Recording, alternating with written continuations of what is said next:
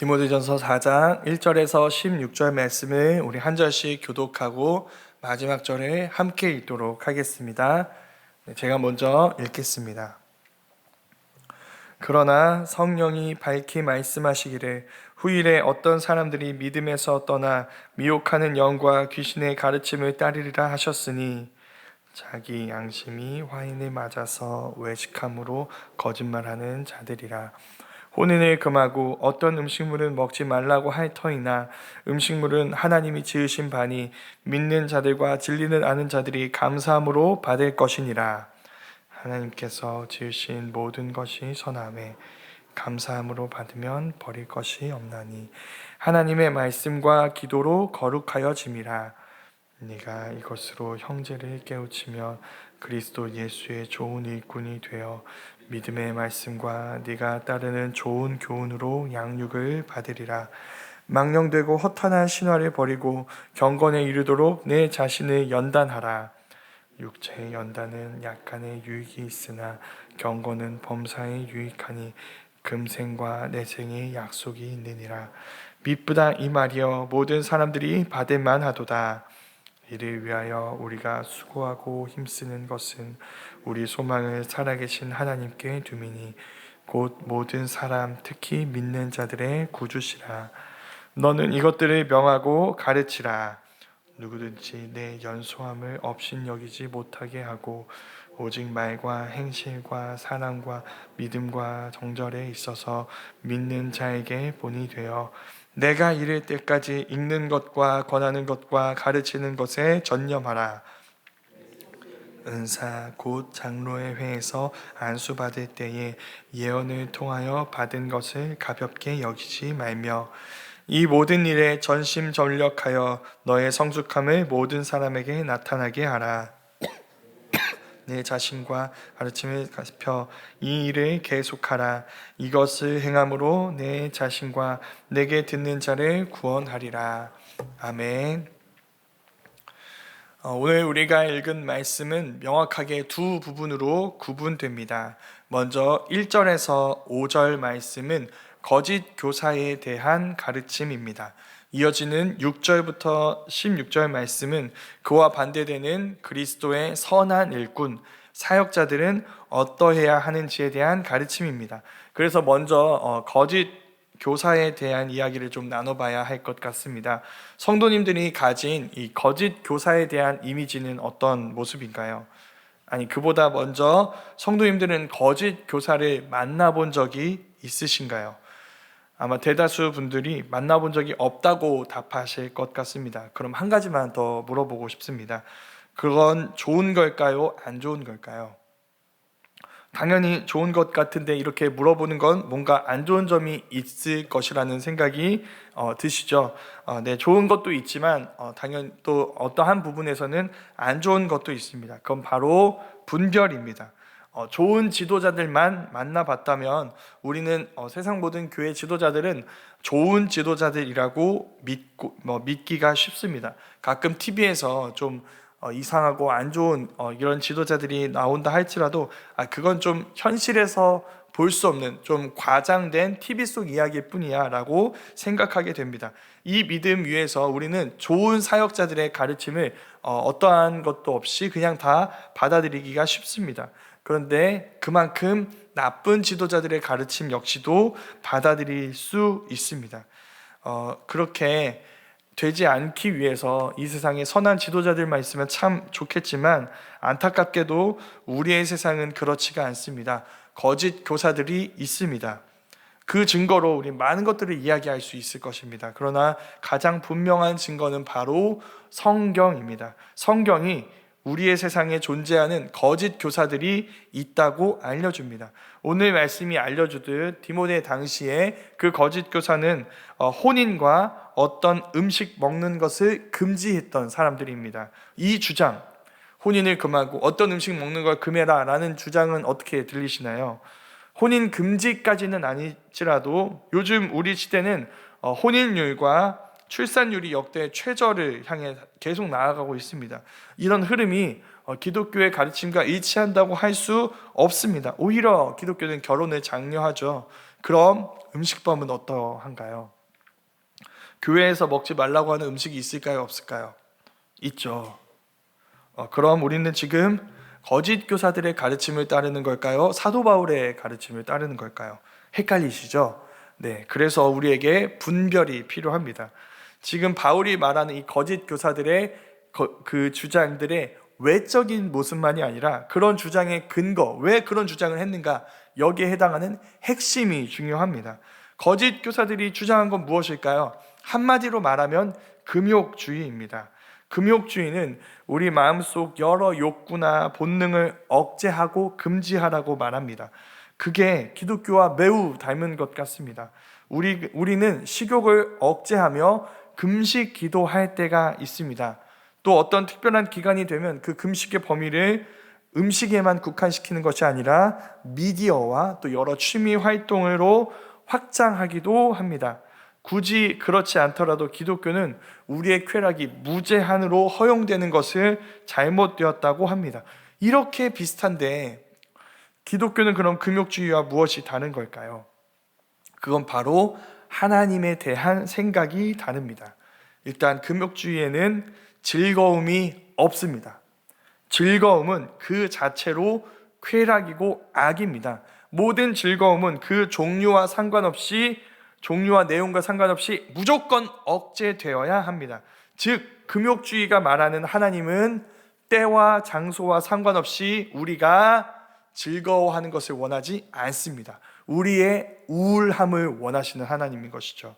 그러나 기독교가 말하는 하나님은 그렇지 않습니다. 기독교는 세상 모든 것은 하나님이 선하게 창조하신 것들이며 우리의 즐거움을 위해 우리에게 주신 선물이라고 이야기합니다. 그러나 죄가 들어와서 이 모든 선하고 아름다운 것들의 질서와 본질을 악하게 왜곡시켜 버렸습니다. 그래서 이 세상은 그 모든 악한 것들을 즐거움이라 부르지만 그것으로 망하게 되는 것을 우리는 자주 보게 됩니다. 즐거움을 위해서 술을 마시지만 그 술 때문에 자신과 또 누군가의 인생이 무너지는 모습을 우리는 수도 없이 보고 또 보게 될 것입니다.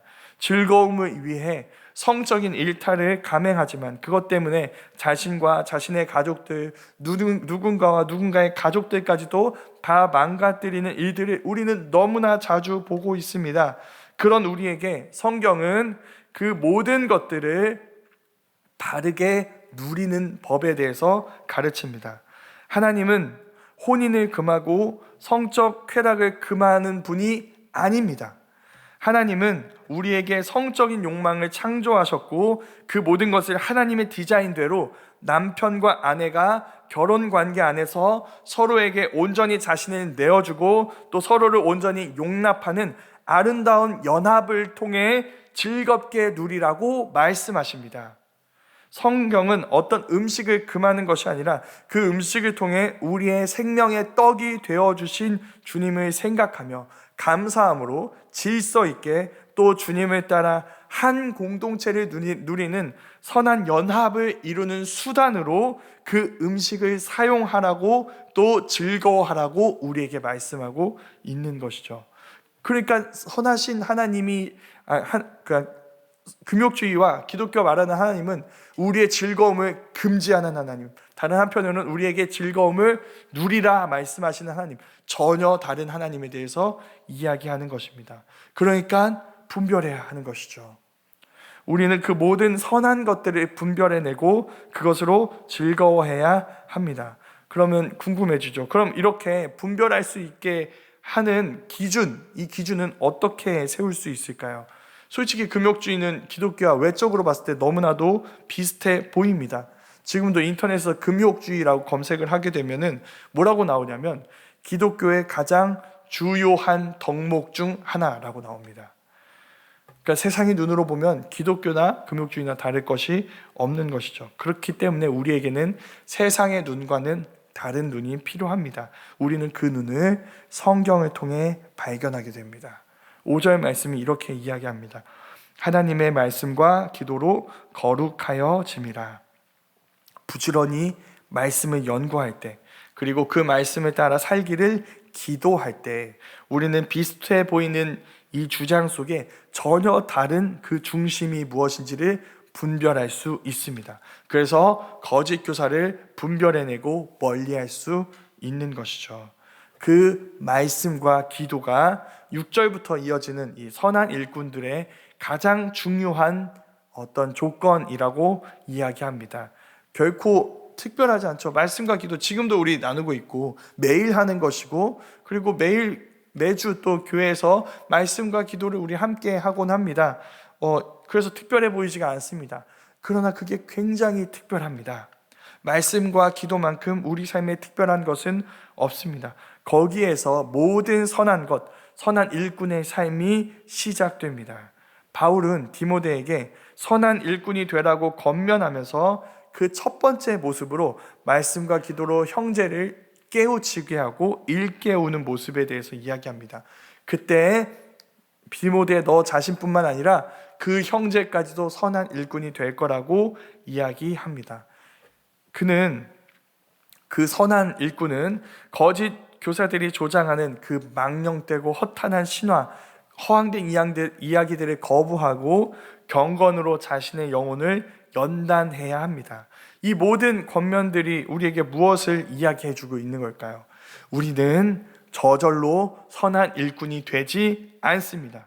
만약 가만히 있다면 우리는 타락한 이 세상을 쫓아가게 되어 있습니다. 말씀과 기도에 전무하지 않는다면 우리는 세상이 제시하는 그 가짜 복음에 눈을 돌리게 되고 거기에 우리의 소망을 둘 수 있다는 것을 우리에게 가르쳐주고 있는 것이죠. 그러니까 우리는 부지런히 영원한 것에 우리의 시선이 향하게 해야 합니다. 우리의 영원한 구주가 되시는, 구원이 되시는 하나님께 우리의 소망을 둘 때 우리는 기꺼이 말씀과 기도로 하나님이 주신 은혜가 무엇인지, 하나님 우리에게 가르쳐 주신 것이 무엇인지를 깨닫고 그 가르침을 따르기를 간구하는 일에 전념할 수 있다는 것이죠. 그러니까 너의 시선을 하나님께 두고, 너의 소망을 하나님께 두고 그 하나님의 말씀과 하나님께 향한 기도에 전무하라고 바울이 권면하고 있는 것입니다. 이렇게 선한 일꾼인 디모데는 이 하나님 나라의 진리와 소망을 지금 여기에서부터 살아내고 보여주고 가르쳐 주어야 합니다. 그런 디모데에게, 그리고 디모데가 사명을 감당하는 일에 한 가지 걸림돌이 있었습니다. 그게 무엇이었을까요? 다름 아닌 나이였습니다. 디모데의 나이입니다. 12절 말씀에서 바울이 이렇게 이야기합니다. 누구든지 내 연소함을 업신여기지 못하게 하라. 이 말씀은 디모데의 연소함을 이유로, 나이가 어리다는 이유로 그를 업신여긴 사람들이 있었다는 것을 가르쳐 줍니다. 바울 당시와 같이 지금도 마찬가지의 일들이 많이 일어납니다. 우리의 나이가 연소한 자들에 대한 존중을 막는 일이 사회에서처럼 교회 안에서도 일어나는 것을 우리는 자주 목격합니다. 그것이 알려주는 것들이 있습니다. 우리가 가진 이 나이가 곧 영적인 성숙함과 일치하는 것은 아닙니다. 또 영적인 성숙함이란 신앙의 연조란 누군가를 업신여겨도 되는 자격이나 조건이 아닙니다. 이걸 오해하게 될 때 우리는 디모데와 같은 사역자들이 전하는 진리를 듣지 못하게 될 수 있습니다. 우리는 그를 우리의 목회자로 세운 하나님이 그를 통해 하시는 말씀에 귀를 막을 수도 있다는 것이죠. 그래서 성경은 우리에게 나이보다 다른 것에 주목하라고 요구합니다. 한 사역자를 바라볼 때 우리는 그의 나이가 아니라 하나님이 그를 통해 우리에게 하신 일이 무엇인지를 우리는 주목해야 합니다. 디모데의 목회자로서의 정체성을 판단하는 기준은 그의 연소함이 아니라 안수와 은사였습니다. 그걸 기억하라고 바울이 이야기해 줍니다. 장로회에서 네가 안수를 받을 때 받은 은사, 예언으로 받은 은사를 업신여기지 말라고, 그것을 소홀히 여기지 말라고 바울이 이야기하고 있습니다. 하나님이 그를 세우셨습니다. 하나님이 그에게 필요한 은사를 부어주셨습니다. 그러니 그를 무시하는 건 하나님을 무시하는 일입니다. 그리고 그건 다른 누구에게도 아닌 바로 우리 자신에게 좋지 않은 일입니다. 그의 연소함의 이유로 그를 무시할 때 우리는 그를 통해 일하시고 말씀하시는 하나님을 보지 못하게 될 수 있기 때문이죠. 근데 바울은 이 모든 이야기를 지금 디모데가 사역하는 에베소 교회에 하는 것이 아니라 디모데에게 이야기합니다. 그건 목회자가 먼저 자신을 그렇게 영적으로 무장해야 된다는 것을 의미합니다. 목회자는 누구보다 말씀의 권위를 먼저 인정해 그 말씀을 배우고 살아내는 일에 누구보다 헌신하고 부지런해야 하며 온 마음과 힘을 다해 하나님의 말씀을 연구해야 합니다. 그것을 통해 이제 여기가 결론입니다. 그 목회자는 자신과 그 말씀을 전하는 그 얘기를 듣는 사람들을 구원에 이르게 할 것입니다. 무슨 뜻일까요? 목회자의 청중만이 그 말씀을 들어야 한다고 이야기하지 않습니다. 목회자 자신이 그 말씀을 먼저 들어야 합니다. 그러니까 모든 설교자의 제1청중은 자기 자신입니다. 그걸 먼저는 제가 기억했으면 좋겠고 우리 성도님들도 기억해 주셨으면 좋겠습니다. 성도님들이 하신 모든 이 하나님의 말씀의 첫 번째 청중이십니다. 그러니 우리는 우리가 하는 말에 귀를 기울여야 합니다. 우리가 하는 말을 믿어야 합니다. 우리가 전하는 서로에게 나누는 그 하나님의 말씀을 먼저 우리 자신에게 적용해서 우리가 먼저 그 모든 일에 모범이 되어야 한다는 것이죠.